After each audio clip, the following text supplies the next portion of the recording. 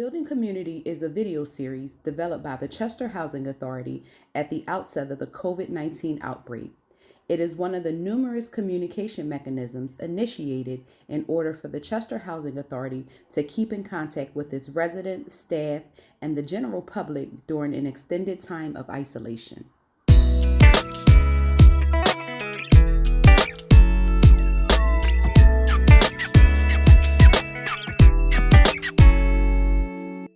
So now we're talking about how to generate more interest in voting. Um, so Widener made the mistake of asking me to speak to a group of students a week or two ago. So I did it because I don't get a lot of speaking gigs, and figured I needed the experience. So we went through the process of having a very interesting conversation like we're having now. But then the students went on, and I stayed on for it to do an exercise with their computers and something social media oriented, which I don't completely understand. And before they got done, within minutes time, they had made contact with multitudes of other people they knew. I think something to do with getting them to commit to registering to vote or to vote. And I'd love for Megan to give a better explanation than I could about how that worked, and maybe other people could stand to hear it and mimic it in some way. Yeah, it was a really awesome event. It was run through the Center for Civic and Global Engagement, and it was on National Voter Registration Day.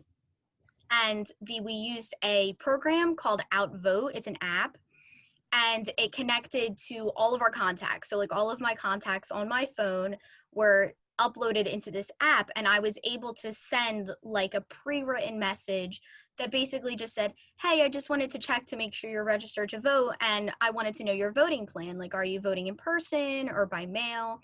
And we sent a ton of basically text messages through this app out to as many people as we could. And I think it was really awesome because we had about maybe 20 people there, and we reached almost 100 people about their voting and whether or not they're registered to vote.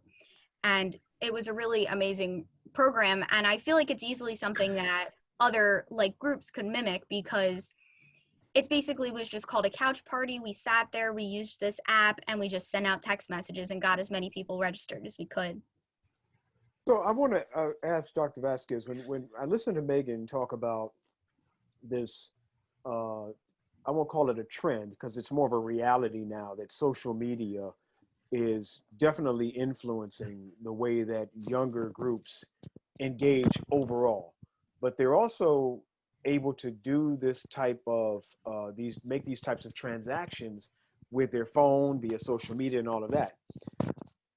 While that is a new way of doing things, speak, if you will, to the importance of integrating traditional stuff with some of this new stuff. I mean, there's still some basics when it comes down to it that social media will probably never be able to replace.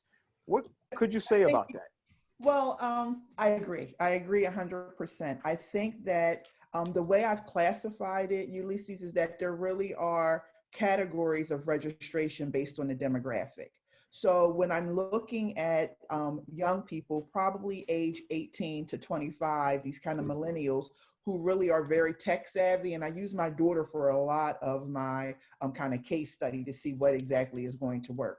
She's not going to respond well to door hangers and people knocking on the door and canvassing, right? And particularly now that you introduce COVID, yeah, that's not going to work. So doing technology and utilizing Zoom registrations, using UR codes for people to be able to scan codes to automatically receive applications or text connections to be able to vote, that kind of expediency, because I think millennials are really big on being able to do things relatively quickly, right? And I think that when you're looking more in terms of our generation, right, we're kind of used to a mixing of new and old. So I'm expecting to get phone calls, or, I'm expecting to get mail about candidates. I'm expecting individuals to come and knock on the door to do face-to-face, because in our generation, that kind of interaction, face-to-face interaction, is really important, right? Now that we have COVID, a lot of that's been restricted. So now I'm getting more calls or text messages. So it's kind of a merging and blending of the two. And I think that when we get post-COVID, we're going to utilize obviously a lot of the lessons that we've learned here. We know that technology and media can get our messages out quicker. We know that these social media platforms like Instagram, Facebook, in terms of campaigning, are going to be running political advertisements, right? Because a lot of kids aren't necessarily purchasing cable. A lot of them have streaming services, and maybe with those streaming services, those regular political ads that we see on a regular basis aren't going to be available there. So now we know that they're posting them on social media platforms. So I think when we're post-COVID, we're going to be, again, merging these kind of technologies all from the premise of trying to advance the voting narrative. So I think that certainly there's a place for canvassing, for receiving mail, for receiving phone calls, and that kind of person-to-person interaction. And I definitely think there is a place for that more remote technology-based interaction.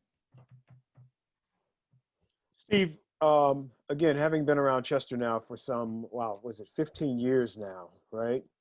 How has the landscape changed in that 15 years? So you mentioned, go all the way back to 2008 with Obama. We're now in a Trump era, so to speak. How has the energy changed? And I really do appreciate your reference to the excitement, for better or for worse, of the 2008 and the 2020. Excitement is critical to people's engagement. Whether it's almost like, you need a good guy, a bad guy, a good girl, a bad girl. You need that kind of excitement to draw people out. What's changed, and what has not changed in Chester in this time? Well, what I hope changes is that you don't need to have some special stimulus to get you excited about voting. What the more affluent areas understand is that every vote, every year is important. You got to keep the ball rolling. You want the power, you want the influence, then you got to do your little piece in having a say in, who's going to lead the way. You can't sit around and wait till, something excites you. And I hope that this will be the year that lesson becomes more widespread in communities that I've spent my career working in, which is the lesser affluent communities. But it comes along. I guess it's all about education. It's always all about education. It's not really about economics so much, but. So, maybe, I don't know, we're starting to have a stronger relationship with the Chester Upland School District.